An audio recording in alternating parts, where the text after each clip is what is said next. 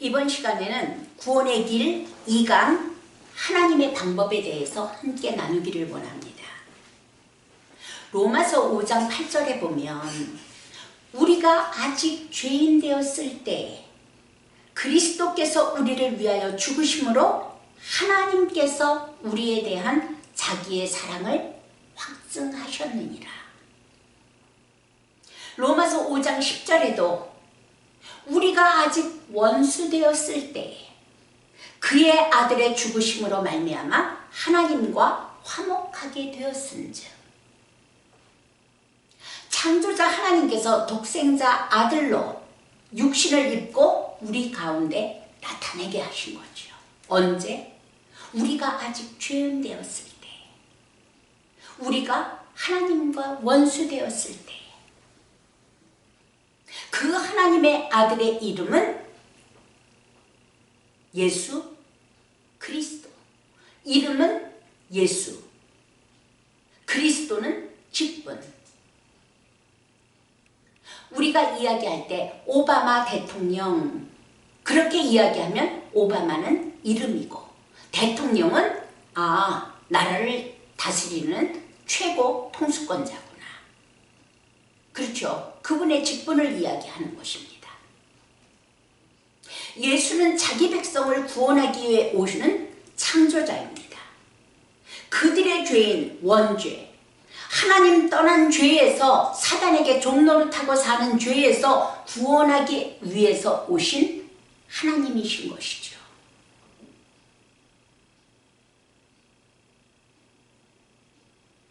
마태복음 1장 21절에 이 부분을 자세하게 이야기하고 있습니다. 요셉과 마리아가 정혼을 하고 그런데 성령으로 마리아가 잉태하게 됩니다. 그래서 요셉이 조용히, 요셉은 의로운 사람인지라 마리아와 끊고자 할 때 주의 사자가 현몽하여 말합니다. 마리아에게 잉태된 자는 성령으로 된 것이라 아들을 낳으리니 이름을 예수라 하라.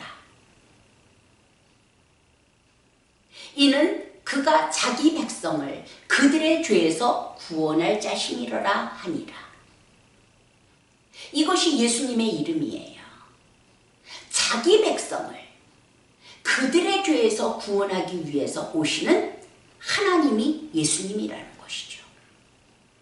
그리고 그가 육신으로 오셔서 그리스도의 일을 하십니다. 그리스도는 헬라 말이고 히브리 말로는 메시아. 그리고 그 뜻은 기름 부음 받은 자라는 뜻이에요. 구약에서 선지자, 제사장, 왕에게 기름을 붓습니다. 예수님이 오셔서 바로 이 기름 붓는 선지자, 제사장, 왕, 그리스도의 일을 하시는 것이죠. 자, 첫째로 예수님께서는 사람들을 하나님 떠난 영적 고아에서 하나님 만나는 길, 그 길로 인도하시는 참 선지자가 되십니다. 그 말씀을 요한복음 14장 6절에서는 예수님이 이렇게 말씀하세요. 내가 곧 길이요 진리요 생명이니 나로 말미암지 않고는 아버지께로 올 자가 없느니라. 예수님이 참 선지자가 되셔서 우리들로 하여금 아버지께로 가는 길이 되시고 진리가 되시고 생명이 되셨다라고 말씀하시는 것이죠. 그리고 둘째로 인간들의 죄로 인하여 사망의 법에서 해방하신 참 제사장 그리스도가 되셨다는 것입니다. 인자가 온 것은 섬김을 받으려 함이 아니요 도리어 섬기려 하고 자기 목숨을 많은 사람들의 대속물로 주려 함이니라. 예수님을 통하여서 우리의 모든 죄와 저주와 재앙이 끝났다는 것이죠. 그렇게 예수님은 참 제사장이 되신 것입니다. 에베소서 2장 1절과 2절에는 이렇게 말씀하세요. 그는 허물과 죄로 죽었던 너희를 살리셨도다. sins, 자범죄와 죄, sin, 원죄에서 죽었던 너희를 살리셨도다. 그때 너희는 그 가운데 행하여 이 세상 풍조를 따르고 공중의 권세 잡은 자를 따랐으니 곧 지금 불순종의 아들들 가운데 역사하는 영이라. 이것이 과거 우리들의 모습 아닙니까? 이 허물과 죄에서 누가 우리를 구원하셨다고요? 그리스도가 십자가에 죽으시며 그리고 부활하심으로 인하여 우리를 모든 죄의 문제에서 해방하셨다는 것이죠. 그리고 셋째로 죄와 사망과 지옥과 사단의 권세에서 부활 승리하신 참 왕 그리스도가 되셨습니다. 요한일서 3장 8절 말씀입니다. 죄를 짓는 자는 마귀에게 속하나니 마귀는 처음부터 범죄함이라. 하나님의 아들이 나타나신 것은 마귀의 일을 멸하려 함이니라. 예수님께서 십자가에서 죽으시고 부활하심으로 죽음의 권세를 이기셨고 사단의 권세를 이기셨고 그리고 지옥의 권세를 이기신 것입니다. 그분의 이름이 하나님의 비밀이신 예수 그리스도입니다. 요한복음 1장 12절 말씀입니다. 영접하는 자 곧 그 이름을 믿는 자들에게는 하나님의 자녀가 되는 권세를 주셨으니. 여러분, 그 이름을 많이 들었기 때문이 아니에요. 듣고 동의하고 그리고 마음으로 믿고 영접하는 것이죠. 그 이름 예수 그리스도를 정확하게 바르게 듣고 동의해야 합니다. 그리고 마음으로 믿어서 입으로 시인하여 예수 그리스도를 주인으로 영접하면 하나님의 자녀가 되는 권세가 주어진 것이죠. 자, 하나님께서는 창조자세요.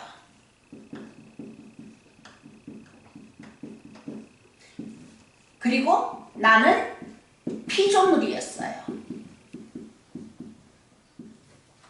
그런데 예수 그리스도가 오셔서 십자가에 죽으시고 부활하시는 결국 그분의 이름 안에 있는 모든 예수께서 하신 일들을 믿고 영접하였을 때 어떻게 됐죠? 신분이 완전히 달라지게 되는 것입니다.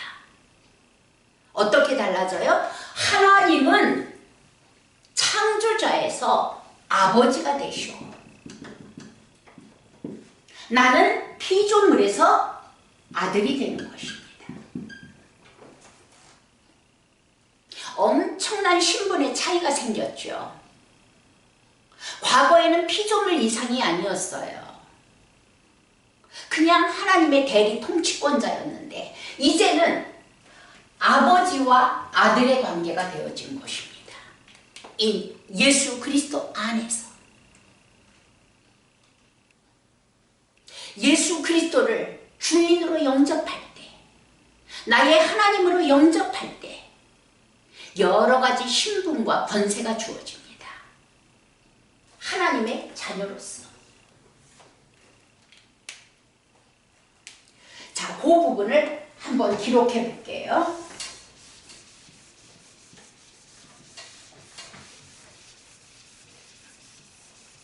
우리가 하나님의 구원의 방법인 예수 그리스도를 영접할 때 제일 먼저 우리에게 주어지는 신분이 있습니다. 그 신분이 무엇이냐면 하나님의 자녀권이라는 거죠.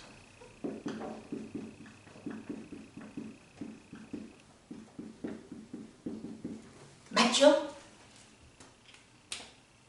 영접하는 자, 곧 그 이름을 믿는 자들에게는 하나님의 자녀가 되는 권세를 주셨습니다. 여기서부터 시작하는 것이에요. 그런데 우리가 하나님의 자녀가 되는 것은 교회를 다녔기 때문에 자녀가 되는 것이 아니에요. 내가 직분이 있기 때문에 하나님의 자녀가 되는 것이 아니에요. 헌금을 많이 했기 때문에, 구제를 많이 했기 때문에, 내가 무엇을 열심히 했기 때문에 하나님의 자녀가 되는 것이 아니라 진짜 예수 그리스도에 대해서 듣고 믿고 영접하여서 그분이 내 인생의 주인이 되시고 나를 통치하시는 하나님이 되심을 믿는 것이 하나님의 자녀의 시작이에요. 그리고 하나님의 자녀가 되고 나면 어떤 권세가 주어지냐면 성령께서 내주하십니다. 보혜사 곧 아버지께서 내 이름으로 보내실 성령, 그가 너희에게 모든 것을 가르치고 내가 너희에게 말한 모든 것을 생각나게 하리라. 성령이 우리 안에 내주하시며 임마누엘 하시며 우리를 가르치시고 인도하시고 생각나게 하시고, 이것이 하나님의 자녀된 자에게 주어진 성령 동행권이에요. 세 번째로 하나님께서 주신 권세가 있어요. 그것이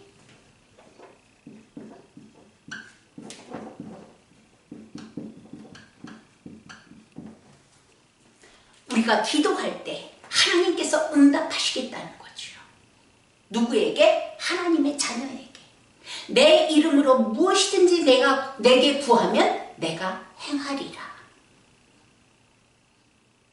우리가 하나님 자녀가 되기 전에 우리가 구했던 것들은 다 우상에게 구했던 것이에요. 그러나 하나님 자녀가 되고 나서 하나님 아버지께 구하는 것들은 하나님의 자녀로서의 신분과 권세로서 구하는 것이죠. 그리고 하나님 자녀된 자에게 주어진 신분이 있고 권세가 있습니다. 그 네 번째가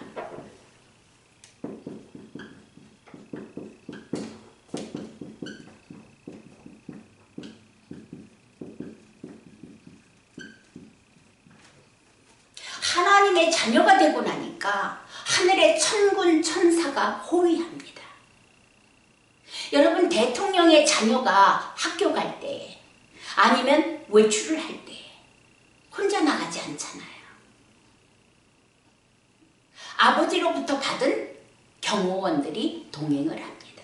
그렇듯이 하나님의 자녀가 된 우리가 일상생활을 하고 있을 때 하늘의 천군 천사가 우리를 호위하며, 그래서 이렇게 말씀하세요. 모든 천사들은 섬기는 영으로서 구원받을 상속자들을 위하여 섬기라고 보내심이 아니냐.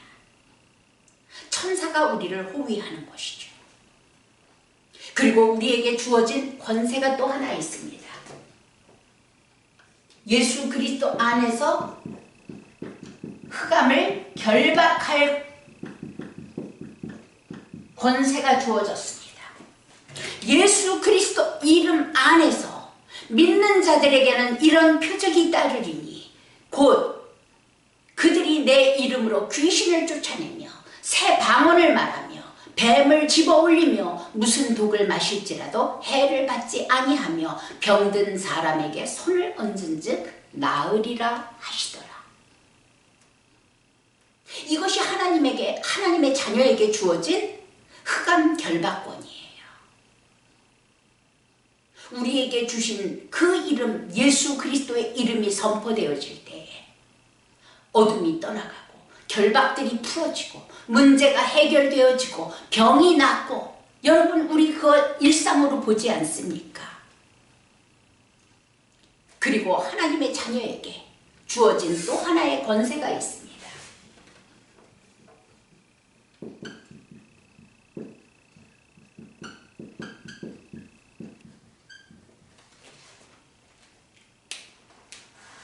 우리의 시민권은 하늘에 있는지라 거기로부터 구원하는 자 곧 주 예수 그리스도를 기다리노니.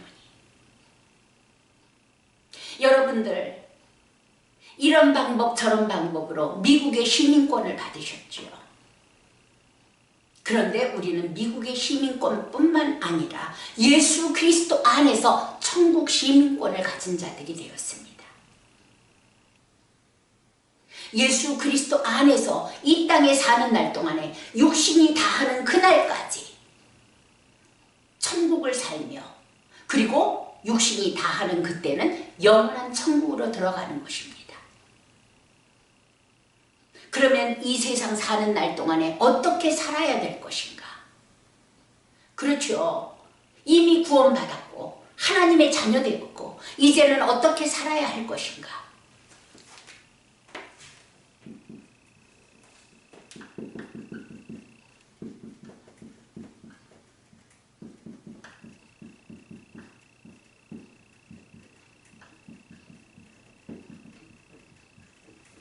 복음으로 세계를 정복하는 것입니다. 그리고 생육하고 번성하고 정복하고 다스리라. 이 말씀이 우리 가운데 온 것이지요. 사도행전 1장 8절에 예수님께서 말씀하십니다. 오직 성령이 너희에게 임하시면 너희가 권능을 받고 예루살렘과 온 유대와 사마리아와 땅끝까지 이르러 내 증인이 되리라 하시니라. 마태복음 28장에서도 예수님이 승천하시면서 말씀하십니다. 하늘과 땅이 모든 권세를 내게 주셨으니 그러므로 너희는 가서 모든 민족을 제자로 삼아 아버지와 아들과 성령의 이름으로 세례를 베풀고 내가 너희에게 분부한 모든 것을 가르쳐 지키게 하라. 볼지어다 내가 세상 끝날까지 너희와 항상 함께 있으리라 하시니라. 이것이 구원받은 백성들이, 하나님의 자녀들이 아직 육신의 날이 남았기 때문에 이 땅에서 해야 할 사명인 것이죠. 여러분, 이 복음의 내용을 듣고 영접하는 것은 30분이면 족합니다. 1시간이면 족합니다. 그런데 우리는 죄인의 성품, 마귀의 성품으로 길이 들어져 있기 때문에 삶의 구석구석, 문제마다 하나님의 자녀답게 바꾸면서 살아야 하는 남은 인생이 있는 것이죠. 이 부분 또한 우리가 육신의 날 동안에, 육신 안에 있는 날 동안에 이루어 가야 할 구원인 것이죠. 그래서 말씀하시는 것입니다. 너희가 두렵고 떨림으로 구원을 이루라. 우리에게는 두 가지 있는 것이에요. 하나는 땅끝까지 복음을 전파할 사명이 남아있고, 그리고 우리의 성품을 신의 성품에 참여한 자로 구원을 이루어가는 일이 남아있는 것이죠. 이 긴 신앙의 여정을 가는 동안에 복음으로 답을 낸 교회를 우리에게 주신 것입니다. 문제는 정말로 복음으로 답을 내고 오직 그리스도, 우리 하나님께만 영광을 돌리는 교회로 우리를 주신 것입니다. 오직 그리스도, 오직 하나님, 오직 성령, 오직 복음. 많은 교회들이 인본주의와 세속주의에 빠져서 사람들의 종교생활, 취미생활, 단체생활을 하고 있는 것을 우리는 이 마지막 때에 봅니다. 다시금 깨어날 때인 것이죠. 복음으로 답을 내야 됩니다. 교회만큼은 세상과 달라야 되는 것이죠. 여러분, 이렇게 종교생활과 취미생활과 단체생활로 교회가 타락된다면 하나님, 이 시간에 세상에 무릎 꿇지 않은 7천의 하나로 저희 교회가 서기를 원합니다 라고 고백하며 답을 내며 그렇게 가기를 원합니다. 세상은 이런 추세 가운데서 종교생활로 빠지고 취미생활로 빠지고 또 어떤 단체생활로 빠지고 있을 때 참 복음을 들은 우리들이야말로 깨어나서 그리스도를 믿으며 그리고 그리스도를 누리며 세상을 정복하고 사단을 이기고 나를 이기고 승리하는 하나님의 사람들이 되기를 바랍니다.